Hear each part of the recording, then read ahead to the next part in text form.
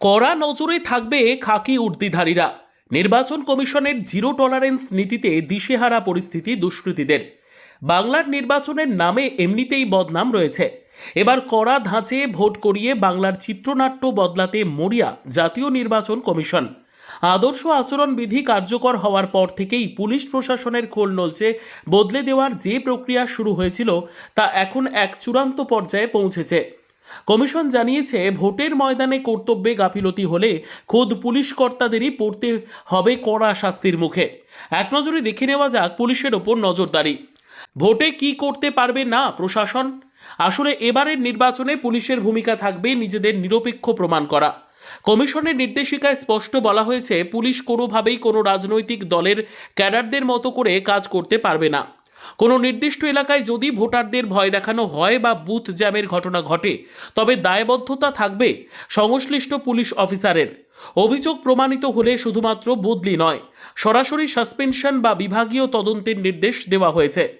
এমনকি নির্বাচন সংক্রান্ত কোনো অভিযোগ জমা পড়লে পুলিশ তা ফেলে রাখতে পারবে না, দ্রুত এফআইআর দায়ের করতে হবে। এক্ষেত্রে অভিযুক্তদের গ্রেপ্তার নিশ্চিত করা বাধ্যতামূলক। কোনো ভোটারকে ভোট কেন্দ্রে যেতে বাধা দেওয়া হলে বা হুমকি দেওয়া হলে তার দায় বর্তাবে সরাসরি জেলার পুলিশ সুপারের ওপর। প্রয়োজনে পুলিশ সুপারকে পদ থেকে সরিয়ে দেওয়ার করার বার্তা দিয়েছে কমিশন। কমিশন সূত্রের খবর, সুষ্ঠু ভোট নিশ্চিত করতে এবার রাজ্য জুড়ে ৮০,৭১৯টি বুথে ২ লক্ষ সিসি ক্যামেরা ও ওয়েবক্যাম বসানো হচ্ছে। কমিশনের কড়া নির্দেশ, যদি কোনো বুথে আধ ঘন্টার বেশি ওয়েবকাস্টিং বন্ধ থাকে তবে সেখানে পুনর্নির্বাচন করা হতে পারে। এছাড়া ফ্লাইং স্কোয়াড ও কুইক রেসপন্স টিমের গাড়িতে থাকবে ৩৬০ ডিগ্রি পিটিজে ক্যামেরা।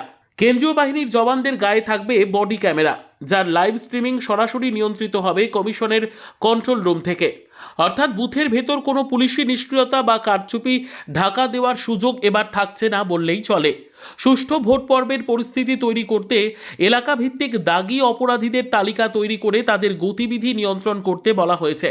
পুলিশ ও কেন্দ্রীয় বাহিনীকে নির্দেশ দেওয়া হয়েছে প্রতিটি স্পর্শকাতর এলাকা পরিদর্শন করতে। ভয়মুক্ত পরিবেশ তৈরি করতে না পারলে সংশ্লিষ্ট থানার আধিকারিকদের বিরুদ্ধে নজিরবিহীন ব্যবস্থা নেওয়ার কথাও বলা হয়েছে। এবার প্রশ্ন উঠছে, কমিশনের এই কড়া অবস্থান কি পারবে বাংলার ভোটের কলঙ্ক মুছতে? ২৩ ও ২৯ এপ্রিলের ভোটের পরিস্থিতি দিয়ে দেবে সেই উত্তর। তবে কমিশনের এই কড়া দৃষ্টিভঙ্গিতে একথা পরিষ্কার যে উর্দির আড়ালে রাজনৈতিক পক্ষপাতিত্বের দিন এবার শেষ হতে চলেছে। তাই অনেকেই বলছেন, আইনি কঠোরতাই হোক ভোটের মূল চাবিকাঠি।